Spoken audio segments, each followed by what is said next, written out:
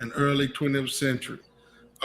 They are Webb Du Bois, W.E.B. Du Bois, and Booker T. Washington. No account of Black history in America is complete without an examination of the rivalry between Booker T. Washington and W.B. Du Bois, which in the late 19th and early 20th century changed the course of the quest for equality in American society, and in the process helped to give birth to a modern civil rights movement. Though Washington and Du Bois were born in the same era, both highly accomplished scholars and committed to the cause of civil rights for Black people in America, it was their difference in background and method that would have the greatest impact on the future. Washington believed that Black people should have economic independence. Born into slavery in Virginia in 1865, Washington's early life and education did much uh, to influence his later thinking.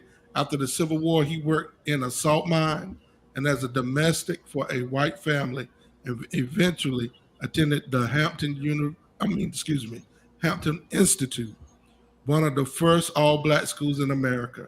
After completing his education, he began teaching, and in 1881, he was selected to head the Tuskegee Normal and Industrial Institute in Alabama. Now, that's his whole government name, a sort of vocational school that sought to give African Americans the necessary more instruction and practical work skills to make them successful in the burgeoning industrial revolution.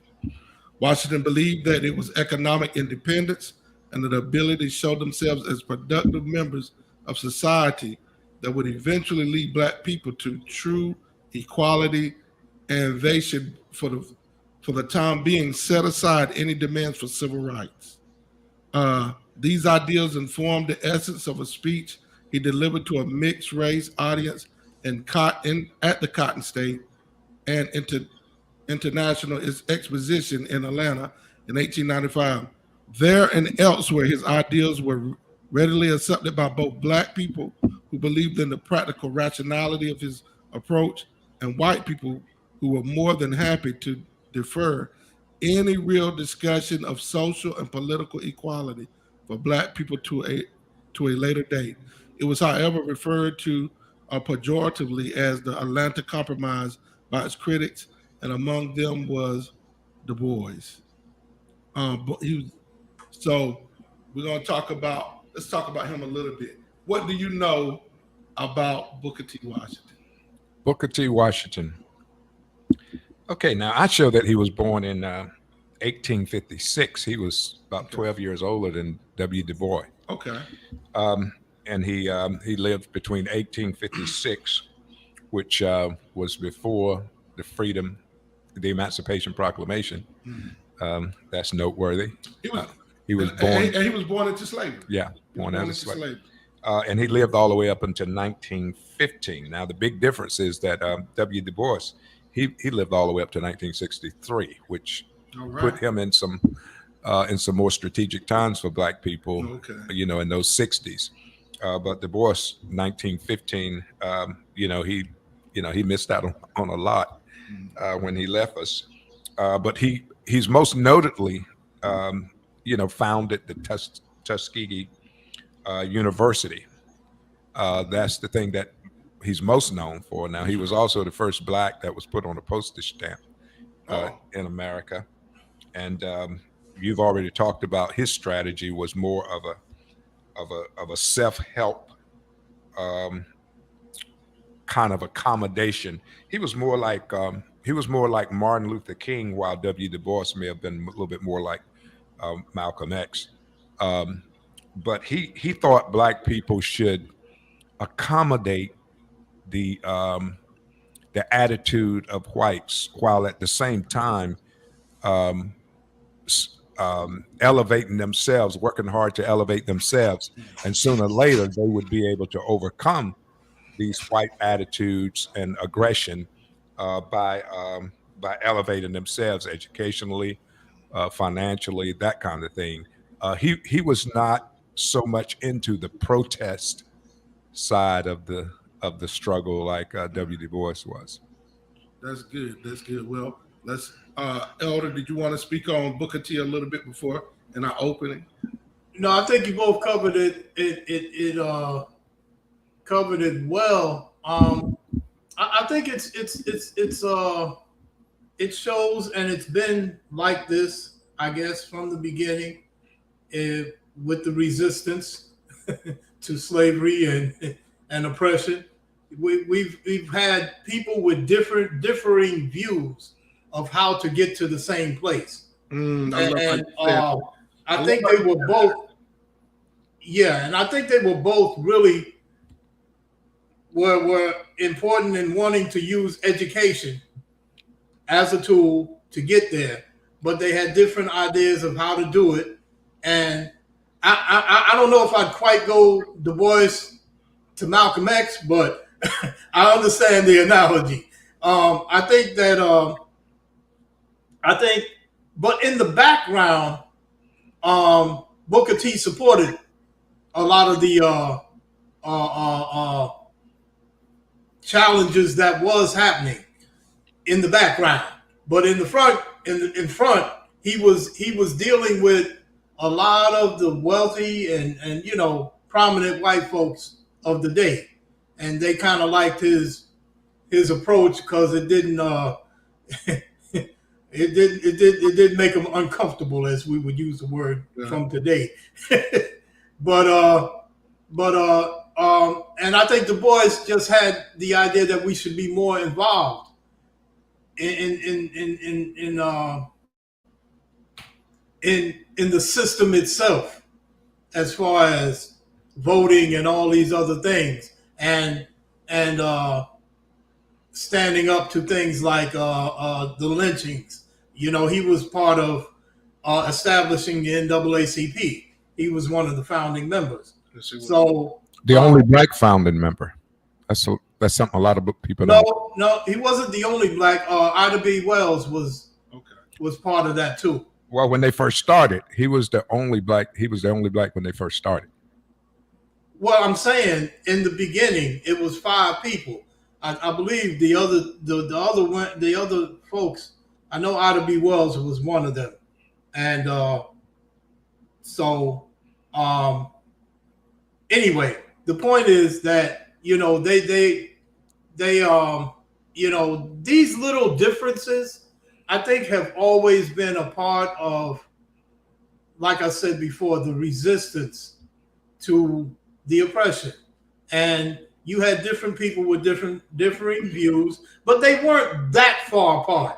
At one point, Du Bois even worked with Booker T. He went down to Tuskegee for a brief minute. You know what I'm saying? So they the whole idea was uplifting of black people in America. So I think on that they were in the same page. Okay. Well, let me get a little bit on Du Bois. I know y'all both touched it. Du Bois was born in 1868 in Great Barrington, Massachusetts, to a free black family and comparatively integrated community. So that could be kind of where some of the difference in how they thought really was burgeoned, being born in the South into slavery and then being born a free man is a little different. He attended the local schools and excelled in his studies, eventually graduating as valedictorian of his class. However, when in 1885 he began attending Fisk University in Tennessee, he encountered for the first time the open bigotry and repression of the Jim Crow South, and the experience had a profound impact on his thinking.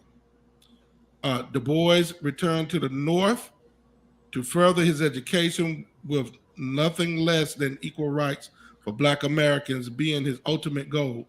When he earned his PhD from Harvard University in 1895, he was the first Black man to have done so, and his dissertation, The Suppression of the African Slave Trade to the United States of America, 1638 to 1870, was one of the first academic works on the subject.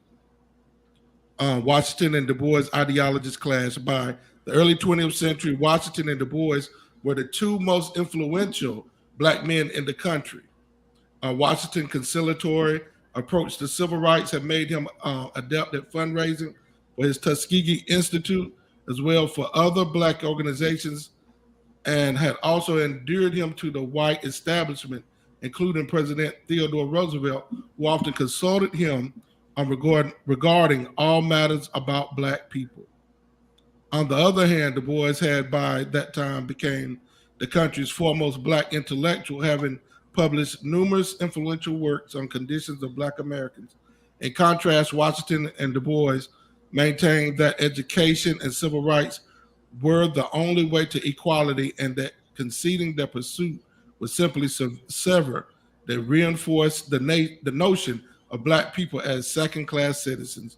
Following a series of articles in which the two men expounded on their ideologies, the differences finally came to a head when in 1903, Du Bois published a work titled The Souls of Black Folks, in which he directly criticized Washington and his approach, and went on to demand full civil rights for Black people. So, like we said, those ideologies kind of clash. I know that that one of the people that's not featured today, my wife being a person, she loved history, and sometimes she would she'd catch me off and say, "Hey, babe, what you doing?" "Oh, I'm not doing anything." And then she said, "Well, come on in here." And then we watched a full documentary on George Washington Carver, and it was amazing. And so he was a friend to both of these gentlemen. He was a friend to both of the gentlemen. And what I loved about, now I'm going to segue on him a little bit. What I loved about George Washington Carver, he also, which most people don't know this, he was a great friend to Thomas Edison. And Thomas Edison, well, I don't know if Thomas Edison was kind of too much of a friend to him, but Thomas Edison wanted him to work for him. Yes. So I would just kind of really say he respected him. He really wanted George Carver, and then what Washington Carver to work for him. What I thought was also interesting, the owner of and the inventor of the automobile, Henry Ford, actually asked him to come and join him, and he would make it so that he always had a place to stay with him. He kept trying to get. I'm talking about George Washington Carver, and the funny part about that was, with him doing that, something was going on at a point where George Washington Carver was like, "Look, I can't keep walking all these flight of stairs." Do you know that he put an elevator in the building just because of that? Yeah, because he was very important in so many parts of our history, and a lot of things that we know him about, the peanut and the potato. Yes. You know, asking God, "Hey God, I don't know everything, but just let me know how to do something with this peanut." And God gave him over 100 ways to use a peanut. However, he did a whole lot of things to forward the agricultural revolution in America. And also he did a whole lot of great things overall. And he had a plethora of great friends. Matter of fact, when he went to college, he wasn't segregated. And a lot of times, and I didn't realize this is so I didn't put two and two together. I'm saying realize. I didn't put two and two together. And this was very interesting to me. I did not put the two and two together that Jim Crow, after slavery, is the phone ringing? Yes, we got it. Do we have a caller? Yes. Okay. Hold on. Do you know how to let the call in? I guess that won't it. Hold on one second.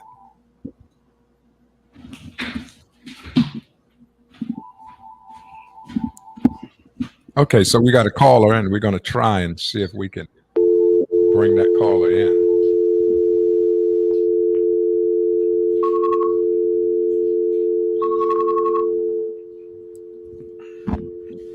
It's too much static.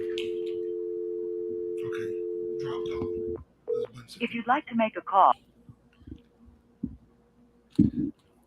Okay, caller, give us a minute or two, and then maybe you can call back later on in the show. Yeah, so I know that this was going to be a good conversation.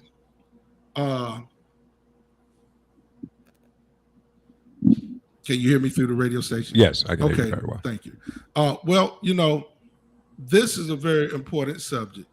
One of the thoughts that came to my mind, I kind of, in context, I told y'all we were going to talk about one thing, but let's talk about these gentlemen. What did you want to add to this, Elder Farrow? No, you guys are doing a good job, man. You're doing an excellent job with that. One of the things I think that endeared Carver to Henry Ford, he helped him develop that distribution system that he had, and he was a brilliant scientist. So I think that was something that I think deserves to be mentioned. But I think this is good information. I found it interesting that what I found very interesting was that in the case of Carver, a lot of people don't really know the intensity of his genius.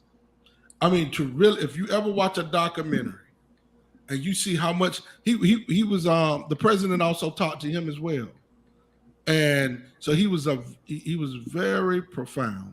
Now, one thing people did not like about Webb Du Bois, and he kind of took a different approach on it. When he first came out, he talked about the talented 10th. So he was saying that we got to put all our energies into the talented 10% of African Americans, or what they probably called at the time the Negro, us as the Negro, to get us to the point where once they got uplifted, they could enter arenas to open the door for everybody else. Booker T. Washington's approach was so practical, but yet at the same time, if you look at lynching was at its highest level, one of its highest levels at that time, because they want to handle Black people who would actually rise up feeling like there's somebody. And we don't have to talk about the Black Wall Street that happened in Oklahoma, nor the one that actually happened here in North Carolina, to really understand that it was a systematic approach to oppress the African American.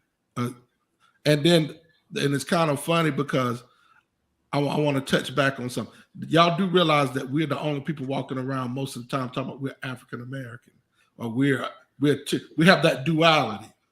And in the book, the W.E.B. Du Bois, he was a sociology major like myself, and he talked about the fact that the African American is actually like being a second son. In other words, we were kind of like, we were David. We were the one, now this is my analogy. We were David, we were out there feeding the sheep, you know what I'm saying, killing lions, killing bears, and we weren't being paid attention to. Nobody ever saw our talent. Mm-hmm. But then, and so then all the other brothers are out doing things. Now they were smart enough to go get us and put us in wars. And whether we were doing if it was menial task or we were doing direct fighting. But we were the one out in the field doing different things. And then when things got so bad, that second son they had to call on, and we look at it that things got real bad. And don't want to go one president's administration that led us to having our first African American president had to call that second son then. Mm-hmm. And so now we're in places where the truth of the matter is they were calling on that second son all along. I brought in George Washington Carver, and then I also brought along the fact of having someone like both W.B. Du Bois and Booker T. Washington. And Elder pointed out, and I think you pointed out as well, that a lot of people were excited to have Booker T. Washington because dealing with him, hey, yeah, we'll let y'all do something. Y'all be productive, don't commit any crimes, and you take care of your family. Some people could accept that before they say, I want to be your supervisor one day and your manager one day. Yeah. And I want to make some money of my own, and I want to be just as important as you. And I don't know about that one. I don't know about that one. So they grew up in two different places, which kind of influenced their presentation to our civil rights movement. And I'm going to talk about this a little bit, and then we're going to just kind of cut loose. More than just deepening the personal dislike between Washington and Du Bois, this ideological rift would, in time, prove to be one of the most important in the history of the struggle for civil rights.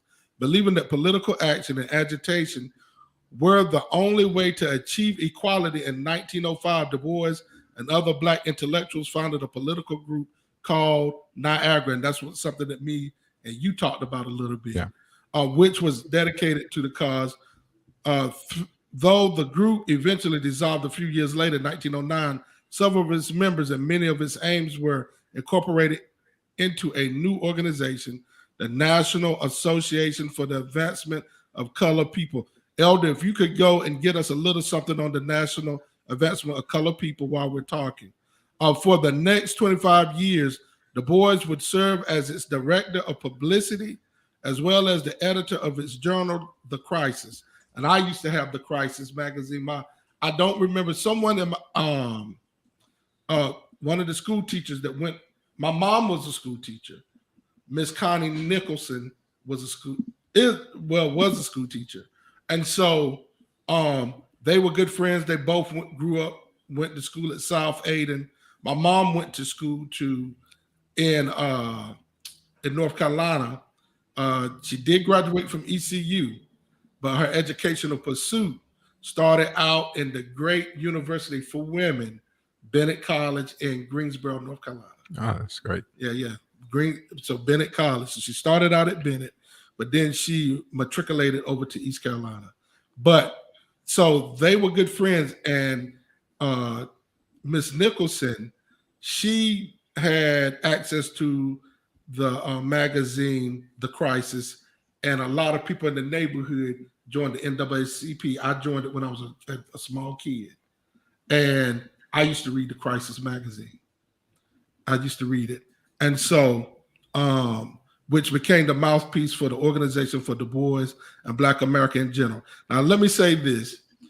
I think all three of us belonged in this particular group. I probably introduced y'all into the group, but it was a group, and it was had Pentecostal philosophy. And I think I put something about the National Advancement for All Colored People, well, NAACP. National Association for the Advancement of Colored People. And the group called me a racist, and it wasn't too much longer before I was kicked out. And then I went and talked to the leader of the group. I sent him a message. Now, I had no inclination to go back. He told me he was going to put me back in the group. I said, nah, you good. But I wanted to let him know it was founded, the majority of the people that founded the group were Caucasian, and that it wasn't what you think. He was saying he wasn't for the advancement for any race. So it was like he thought that the KKK, and now this was a white person. He thought the KKK and the NAACP was like were on the same footing, and so that's what they want. They wanted to bring white people down, and there were so many of the people in the group. These are supposed to be saved, sanctified, filled with the Holy Ghost people, love the Lord, believe the same identical thing, and that is a problem. Yeah, well, that's not strange. Yeah. You know, I've seen that before. I had no clue that people thought that. Yeah, it's almost like there's an intimidation element to it. Whenever they hear something like that, they're afraid that you're going to try to pile guilt on them from slavery. The whole slavery issue is one that has never had resolution, and because it's never had resolution, there's never been any closure on it. And so it just every time it's like a wound that won't heal. Yeah. So every time there's any indication that you're trying to go down that path, then there's some people that's going to be offended by it. But yeah, I'm not surprised by that. Yeah, it shocked me. Shocked me. I think I thought that people knew. There's so much of our history and different things that people really don't realize. So, quite naturally, they thought out, they were into they were against Black Lives Matter. They were against the NAACP. I wonder if I didn't find out whether they were against SCLC. Because, but anywho, they love Martin Luther King. Yeah. Yeah, and they, I think I don't think the people were racist, but I think the problem with America is the people in the group, I don't think they were racist, especially the leader, the guy that I talked to. I've seen so many indicators that he wasn't racist. However, he was so ignorant that, sometimes we don't realize ignorance can bring a whole people down. Yeah. And I think that's in the case of what is going on with Agent Orange. Go ahead, Elder. I'm sorry. No, I was just going to kind of inject, something you said. They love Dr. King, Right. except they really don't, because they don't know about Dr. King. The problem is ignorance of history. That's it. That really comes down to the baseline. You know what I'm saying? Mm-hmm. And most of them that are in that frame of mind don't know their history. And the ones that do don't want to admit it. And the problem that we've dealt with slavery is we won't confront it. Mm. One thing the Germans did after World War II, they confronted that whole issue and erased that whole, that stink off of them. They dealt with it. They said, we're not going to have this. We won't have. You don't see any statues in Germany for Hitler or his people. They dealt with the issue. And America just won't deal with the issue. And I think a lot of people in the South they lost the war, but they never gave up. If that makes sense. They never gave up. You're telling the truth. Because look at it. Look at how the erection of so a lot of people thought that the monuments were up right dead after the Civil War. That took a minute. Yeah. That was their way of saying, no, we're going to make sure y'all know. They got trophies to coming in last place and losing. They know they gave them out, but they got some and they put them where we could see them. Like it was up till last year or 2 years ago. Yeah, it was in 2020 before they even pulled down the Confederate monument, and the Confederate, the people, a lot of these people in this area were saying, oh, there's going to be some repercussions behind this. And 2 years later. Well, that's because the lost cause, they still promoted that. And then the Daughters of the Confederacy and all these groups, they still hung on to that. And throughout, that's why when you talk about the NAACP, when it first started, to kind of segue into that, during the, I was reading here where the race riot of 1908, the turn of the century, lynchings was more popular than any other time. They would, and that was one of the catalysts that the organization was formed around. And so when you look at that early part of our history from 1900 to even the early 30s, in the 20s, the Klan was huge. The Klan was like marching in Washington, down Fifth Avenue. I mean, they had grown. So we never dealt with this thing, and we kept it going, and it's still going, just takes different forms. So we've got, we're just, as a country, we're just still constantly dealing with these same things because we haven't dealt with the underlying issue. Hold on 1 second. That is so good. Listen, this is some informative conversation. These gentlemen are really bringing some great things out in this platform. If you would like to be a sponsor for this show or any show, I'd love for you to be a sponsor for this show. But any show that is on Awesome Radio, WBIS LP 106.9 FM, if you would like to be a sponsor of this show or any show, you can call 252-756-3137. That's 252-756-3137. And you can call.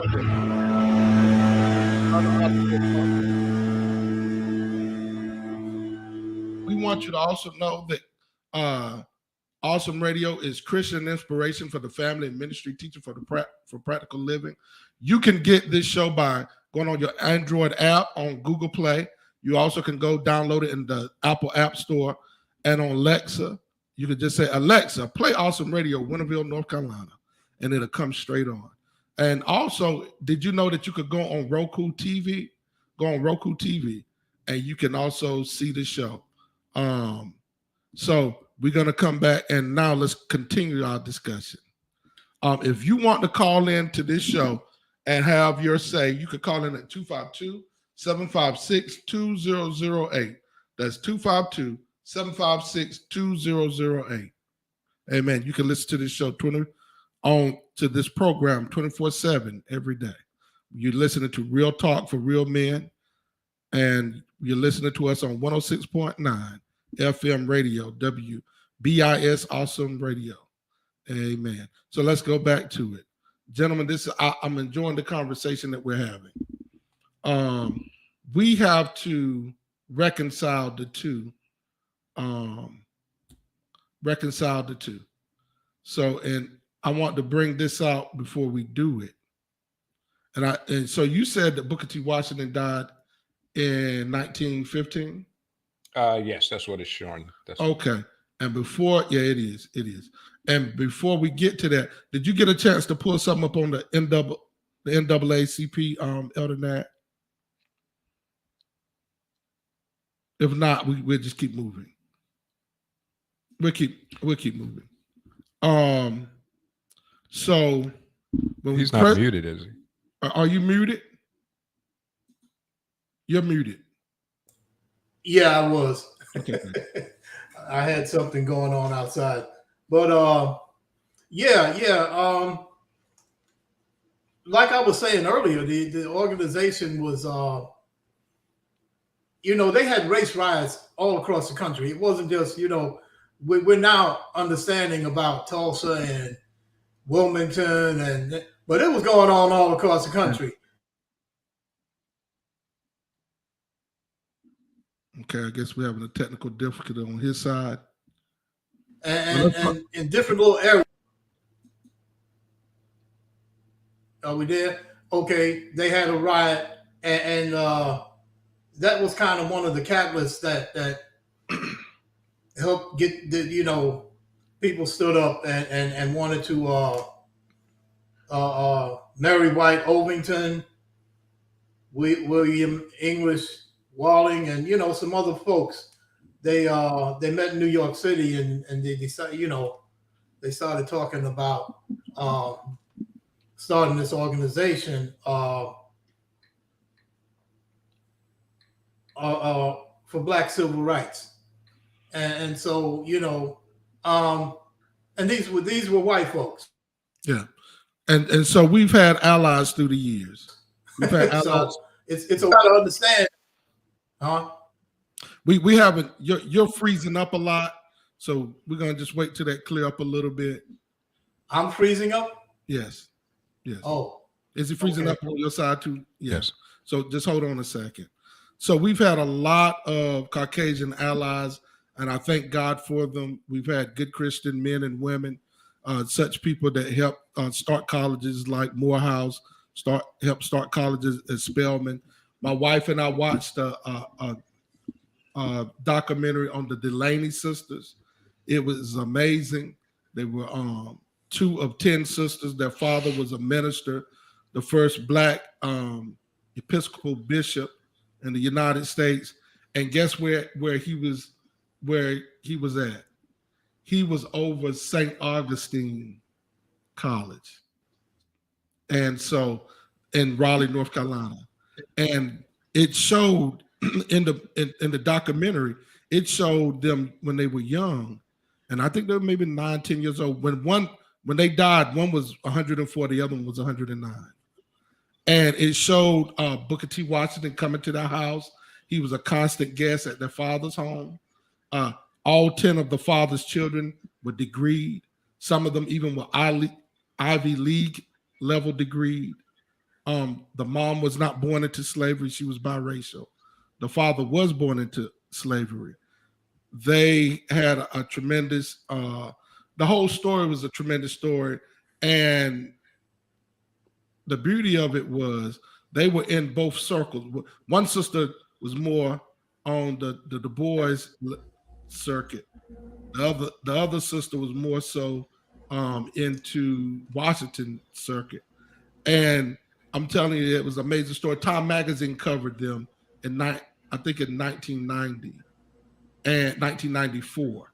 And so it was just amazing. Those sisters lived so long and had sharp mind. They could even do yoga. It was funny. Them little ladies were laying on their back and could lift their legs over their head and back. Yeah. They could hold their legs. I said, what in the world? Here I am, 40-something, and my stomach would just cause all types of trouble. I probably would pull my knees to my chest. It hit my stomach. It would be like a nuclear missile or something. I don't know.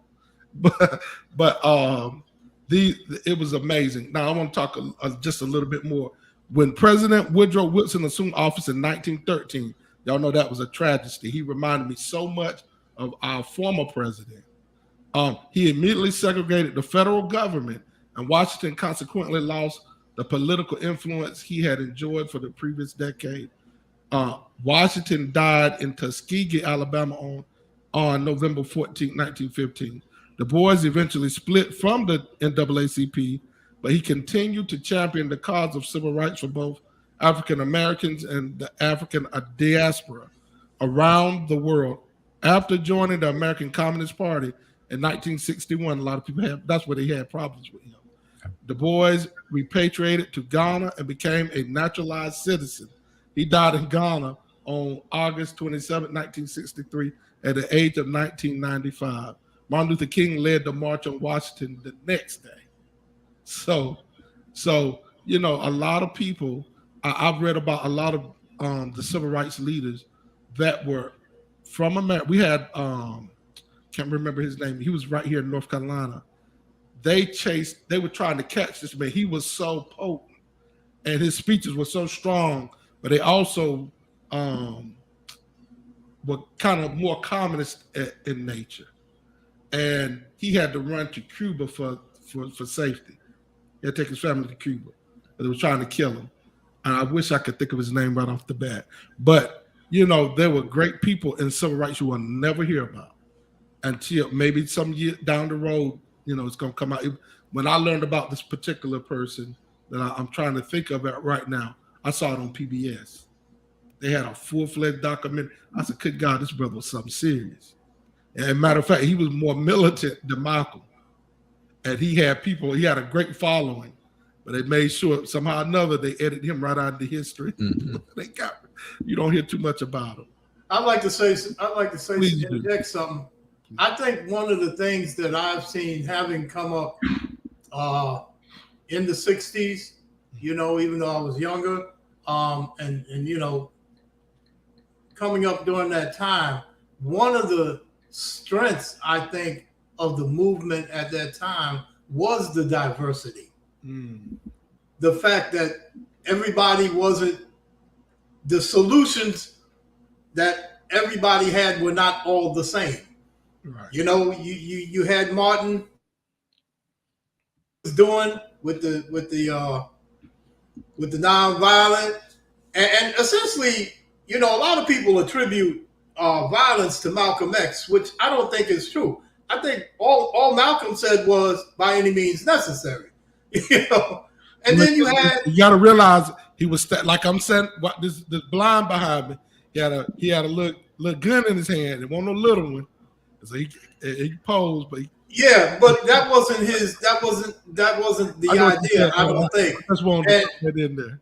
And then you had the Panthers. You had and which they get twisted around as far as what they were doing. It was all about the community. They were doing things like feeding folk and doing, what I'm saying? Mm-hmm. And so, but people had different views, so it kind of spreaded things out, and so they can attack one, but they couldn't attack everybody at the same time. So they were working on it. But I think that was one of the strengths. And then you had the intellectuals. We talked about this a little bit last week, where that was when really people started really promoting Black history. And we started learning more and more about the history. And I find at this particular point, the more we learn, the more we see how we were involved in the country. There's more of us having done more things than a lot of times we realize. So we're an integral part of this experiment called America. Or as one brother would say, is settler state, I don't know.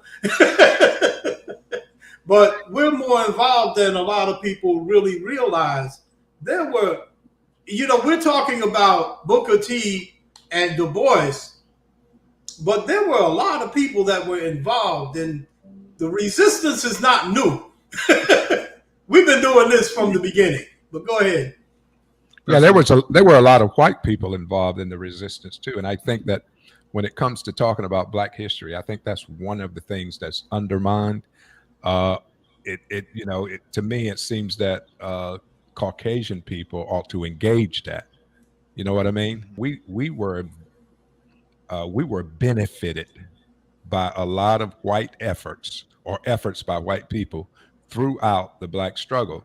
Going back to the Underground Railroad, most of the time it were white people up north that was receiving these folks as they left the South to reach the North. There are a lot of white people, the Quakers, who were white people who had a Christian belief. And I've always been intrigued by the story of John Brown, the white man who led a slave rebellion before the Civil War was even thought about. He was, that always intrigued me. And I think it would probably be good to emphasize. We need to emphasize that when we talk about Black history. I see that. Thank you, M.D. Brown.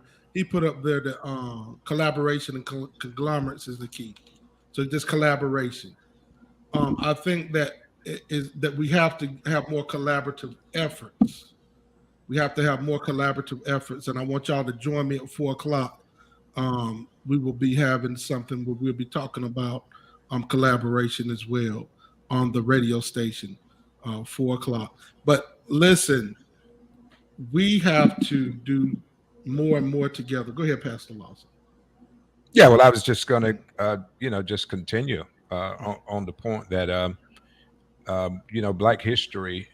I know Elder Nat says a lot. He talks about how you can't group all believers in the same, when you talk about church folk, you can't put them all in the same category. A lot of times when we talk about Black history, we talk about it like white against Black, when the truth of the matter is there were a lot of white people that advocated, they advocated a resistance to all of the Jim Crow kind of issues that were going on. They advocated a resistance to the institution of slavery. I mean, some of them fought hard and made great sacrifices, even though they were white. That was a good part of people, a good portion of people that died. Yeah. So Black history is not just about Black people. Black history is about all of the people. And there was also some assistance from people outside of the United States, that hardly gets mentioned. So I think that should be included when there's a broad discussion on Black history. Well, we should mention those things. And I want to just say this part. That yesterday was the 2-year anniversary of Ahmaud Arbery being killed. Am I correct? Was it Ahmaud? It was Ahmaud. He was killed. And the only reason I said that because I remember seeing that they were sentenced so soon. Yeah. During this time period, too. So my mind was kind of playing that double dutch. But so I just wanted to bring that up. Go ahead, Elder. Yeah. Well, yesterday they were sentenced for the reason they did it. Right. The civil rights part of it. They had already been sentenced for what they did. I think what Pastor Lawson, what you did was broaden it out, and it's actually is a broader conversation. I think the issue that we brought into play in America was at least beginning to talk about our accomplishments and what we have done and our place in America. And so I don't think we discount the abolitionists. They were definitely a part of the story. and we need to have the whole story told. That's the problem. We don't tell the whole story. We only tell pieces of the story. But I'm not saying that's a problem in the sense of Black History Month. I think this whole idea of, because especially with young people, when you can see that we've accomplished things, then you know you can accomplish things. So I think all that is part and parcel of what we do.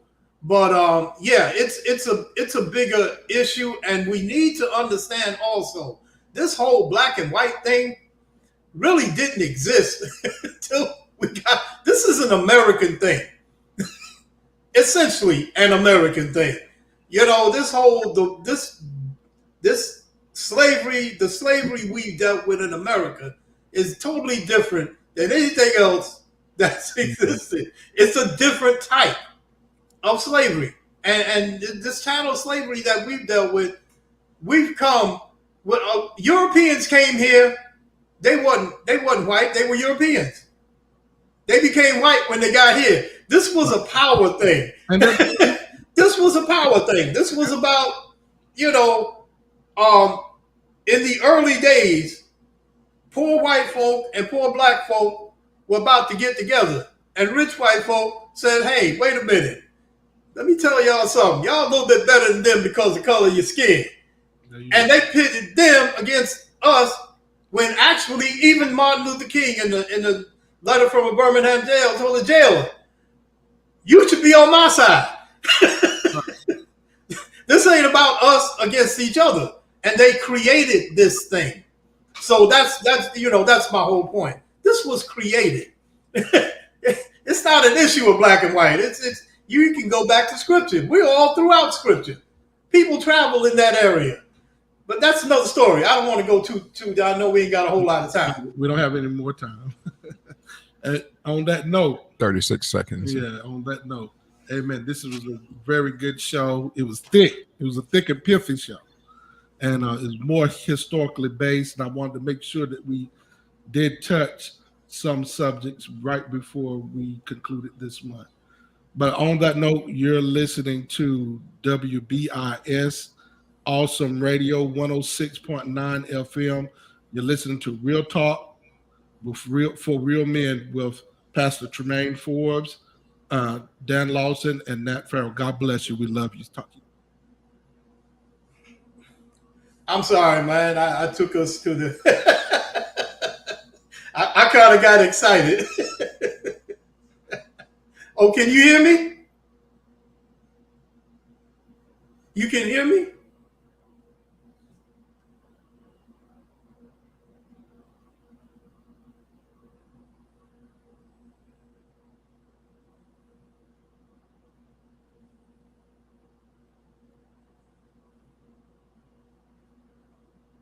I guess we gone.